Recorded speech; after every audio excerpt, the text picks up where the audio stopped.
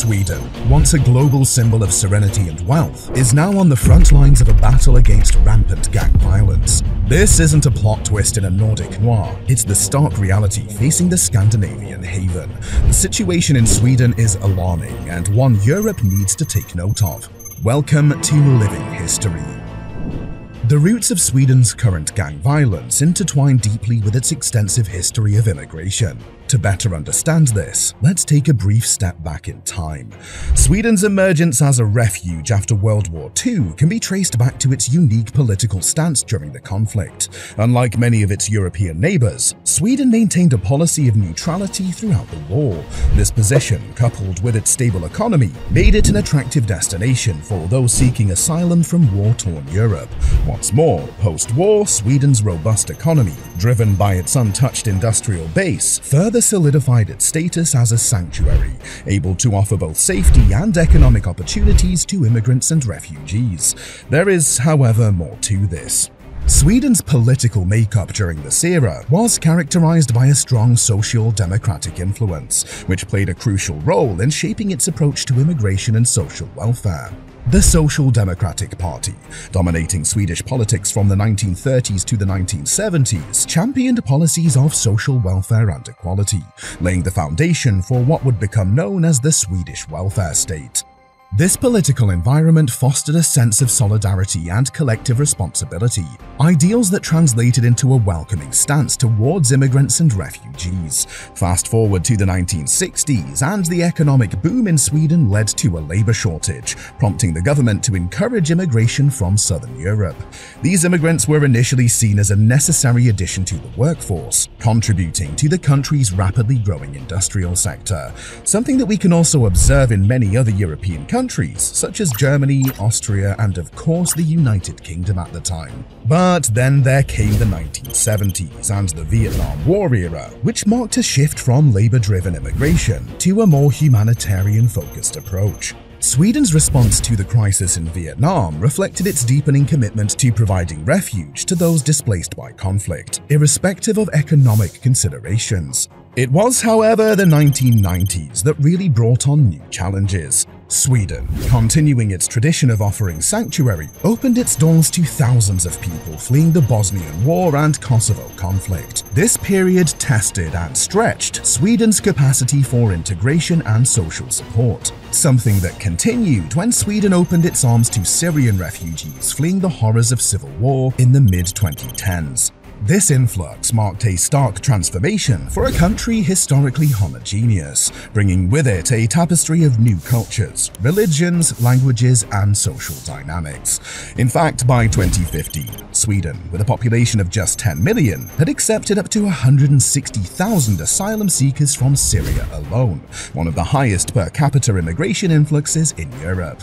What is even more shocking is that, according to Statista, foreign-born citizens made up around 20% of the population in Sweden in 2022, with Syrian and Iraqi nationals making up the two largest groups. Needless to say, this rapid demographic shift has not been without its troubles. Integrating such a diverse group into Sweden's fabric has tested the country's social democratic foundations, balancing its humanitarian impulse with the practical realities of assimilating a multicultural populace. Particularly for immigrants from conflict zones, the struggle to overcome language barriers and find employment has often led to a profound sense of alienation. This disenfranchisement has, for some, manifested in affiliations with gangs, offering a semblance of identity and community in a land where they feel like outsiders. At the heart of this problem lies deep-seated social segregation. Immigrant communities, especially those from non-European backgrounds, frequently find themselves marginalized. Areas like Rinkeby and Rosengård have become emblematic of this segregation, characterized by higher poverty rates and fewer employment opportunities. This environment has inadvertently fostered conditions ripe for gang recruitment. Compounding this issue is Sweden's economic inequality. Despite the nation's reputation as a welfare state, significant disparities exist, particularly in immigrant neighborhoods. The limited access to quality education and viable job opportunities in these areas often makes the dangerous allure of gang life a seemingly viable path. especially for the youth. This trend's impact on Sweden's youth is particularly troubling. In 2020, over half of the homicide victims in Sweden were under the age of 30, a clear indicator of how deeply gang violence has permeated the younger demographic. Additionally, while the narrative often centers on gangs formed within immigrant communities, the reality is more nuanced, encompassing a diverse array of groups with varying backgrounds and structures. Notably, this includes formidable motorcycle gangs like the Hells Angels, whose presence in Sweden's criminal underworld is long-standing.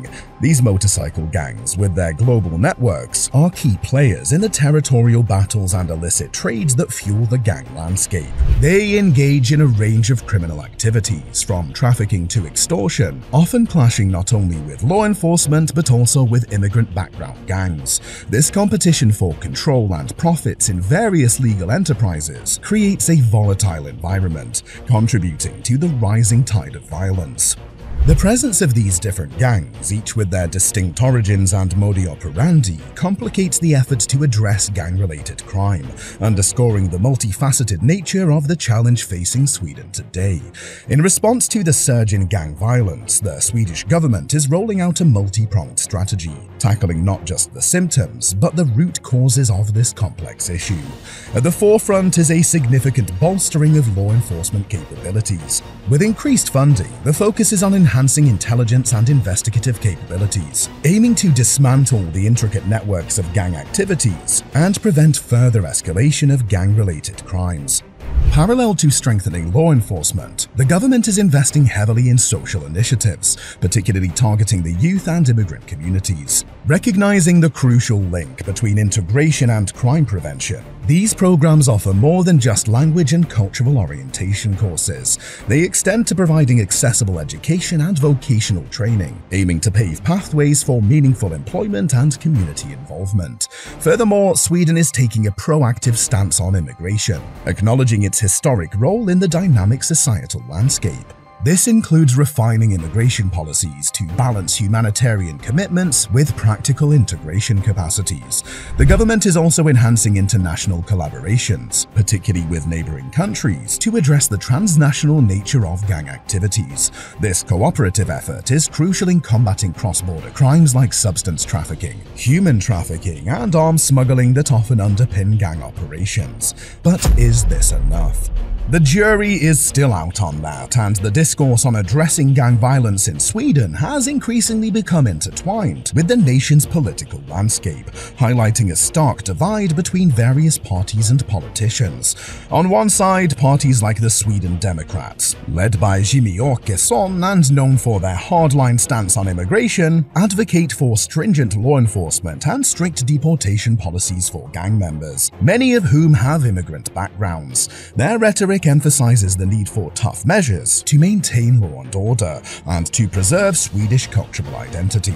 Politicians from these parties often argue that a firm approach is necessary to counteract the perceived threats posed by immigration and to curb the rise in gang-related activities. In contrast, parties such as the Social Democrats and the Green Party champion a more humanitarian approach. They stress the importance of social integration and the creation of opportunities for immigrant communities. These parties, traditionally supportive of Sweden's liberal immigration policies, argue that the roots of gang violence are entrenched in social exclusion and economic disparities. Their focus is on implementing inclusive policies that offer education and employment opportunities, aiming to integrate immigrants more effectively into Swedish society.